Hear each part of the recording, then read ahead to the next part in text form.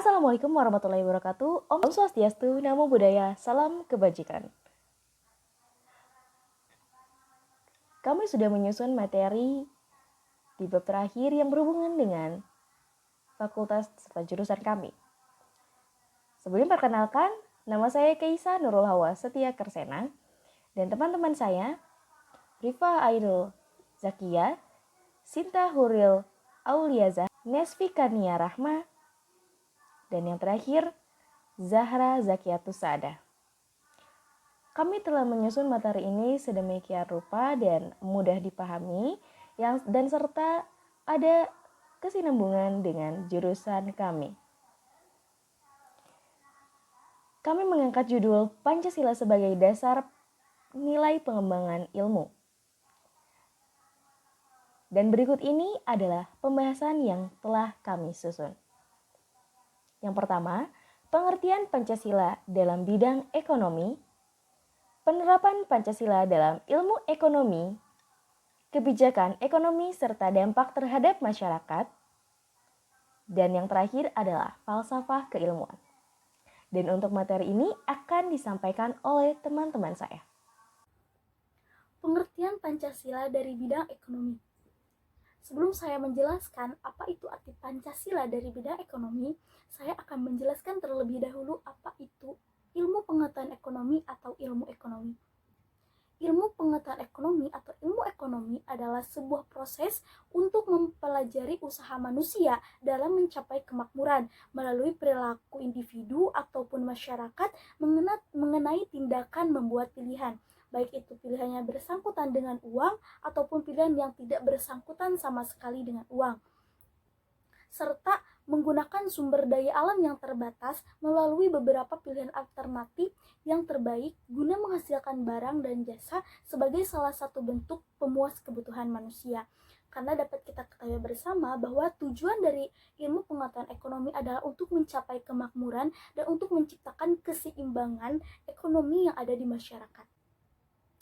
Nah, maka dapat kita simpulkan bahwa pengertian Pancasila dari bidang ekonomi adalah dasar negara yang di dalamnya terdapat nilai-nilai dan yang bersangkutan dengan ekonomi, memiliki konsep kebijakan terhadap perekonomian nasional yang menganut berbagai prinsip, yaitu prinsip kebersamaan, efisiensi, berkeadilan, berkelanjutan, berwawasan lingkungan, kemandirian, serta menjaga keseimbangan kemajuan dan kesatuan ekonomi nasional. Karena dapat kita ketahui bersama tadi juga, tujuan dari perekonomian Indonesia dan ilmu ekonomi adalah untuk mencapai kemakmuran dan keseimbangan ekonomi nasional atau di Indonesia ini. Penerapan Pancasila dalam ilmu akuntansi. Untuk sila pertama, yaitu seorang akuntan mempertanggungjawabkan hasil pekerjaannya kepada Tuhan Yang Maha Esa. Maksudnya, kebenaran atau kecurangan yang diperbuat oleh seorang akuntan akan dicatat sebagai amal baik ataupun amal buruknya. Nah, sila kedua yaitu memiliki makna yang berarti seorang akuntan harus berlaku adil.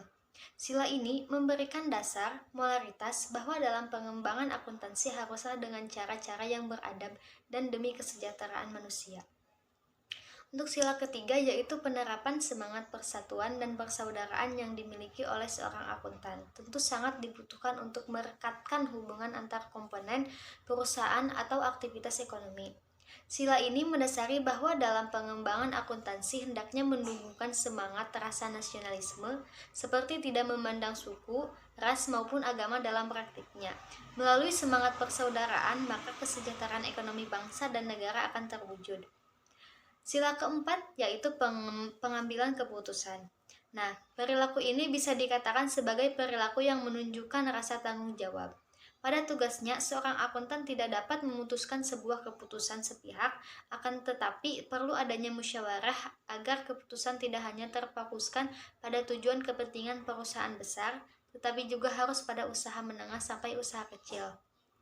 Sila kelima memiliki makna bahwa seorang akuntan harus turut serta dalam menyejahterakan rakyat melalui profesinya, yaitu dengan bersikap jujur dan dalam bekerja. Terima kasih kepada moderator yang telah memberikan kesempatan kepada saya untuk presentasi kali ini. Di sini saya akan menjelaskan mengenai kebijakan-kebijakan ekonomi serta dampaknya terhadap masyarakat. kebijakan relaksasi fiskal PPNBM pada akhir tahun 2020, Menteri Perindustrian Agung Gumiwang Kartasasmita mengajukan program PPNBM 0% yang bertujuan untuk mendongkrak pasar industri otomotif yang terkena dampak pandemi. Kebijakan ini dimulai pada tahun 2021 bulan Maret. Dampak positif yang dihasilkan dari kebijakan ini yaitu perindustrian otomotif semakin bergerak cepat. Selain dampak positif, kebijakan ini juga menimbulkan dampak negatif, yaitu produksi pabrik tidak seimbang dengan permintaannya. Kesenjangan antara penduduk miskin dan penduduk kaya semakin subur. Karena kebijakan tersebut lebih dirasakan benefitnya oleh penduduk kaya, yaitu karena pembelian barang mewah, pajaknya ditanggung oleh pemerintah. Dan ironisnya pada saat pandemi itu, bantuan sosial kepada masyarakat yang menengah ke bawah tidak merata, bahkan ada yang tidak sampai. Bahkan pada saat itu ada menteri yang mengorupsi dana bantuan sosial. Jadi menurut kami, kebijakan ini tidak sesuai dengan sila kelima Pancasila, yaitu keadilan sosial bagi seluruh rakyat Indonesia. Kebijakan kenaikan BBM. Kebijakan pemerintah Indonesia menaikkan bahan bakar minyak atau BBM, khususnya jenis Pertalite dan solar subsidi, serta Pertamax mulai tanggal 3 September 2022. Naiknya harga BBM berpengaruh kepada variabel-variabel lain. Yang pertama, harga bahan pokok di pasaran menjadi naik, seperti gula, beras, telur, kopi, dan lain-lain. Yang kedua, tarif angkutan umum juga naik, yang biasanya hanya 2.000, sekarang menjadi 5.000. Yang ketiga, biaya produksi untuk membuat barang itu juga menjadi naik karena membutuhkan jasa angkutan atau sebagainya. Menurunnya upah real dan konsumsi rumah tangga. Jadi biasanya mereka mempunyai pendapatan dan bisa dibelikan dengan bahan-bahan yang banyak. Sekarang karena kenaikan barang atau BBM juga membuat mereka mengonsumsinya menjadi lebih sedikit dan harus lebih selektif lagi. Nah, kebijakan ini berarti tidak membuat masyarakat sejahtera karena mereka malah menjadi kesulitan akibat adanya kenaikan BBM dan variabel-variabel lainnya. Filsafat keilmuan. Filsafat sebagai dasar pijakan munculnya beragam teori yang lazimnya dikenal dengan ilmu. Dari filsafat inilah segala bangunan iptek terwujud dan tumbuh. Dalam mengembangkan ilmu ekonomi, pemikiran filsafat berperan sebagai alat evakuasi pemikiran ilmiah, mengkritisi asumsi dan metode ilmiah. Kebenaran yang dihasilkan oleh pemikiran filsafat adalah jawaban dalam bentuk gagasan ataupun ide. Maka banyak dari penduduk Yunani yang menggunakan pemikiran filsafat ini dalam membangun dan mengembangkan teknologi-teknologi yang berkembang saat ini.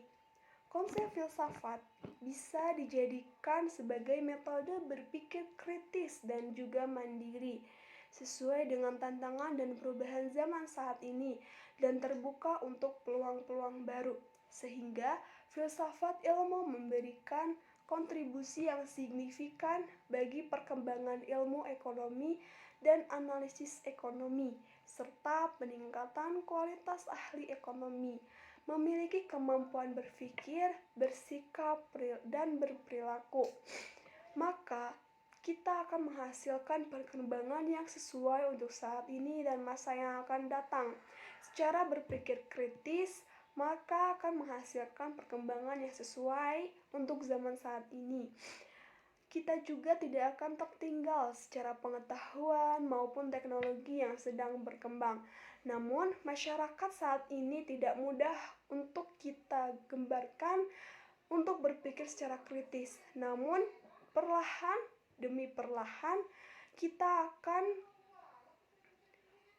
berpikir kritis sangat diperlukan dan selalu diterapkan dalam pendidikan.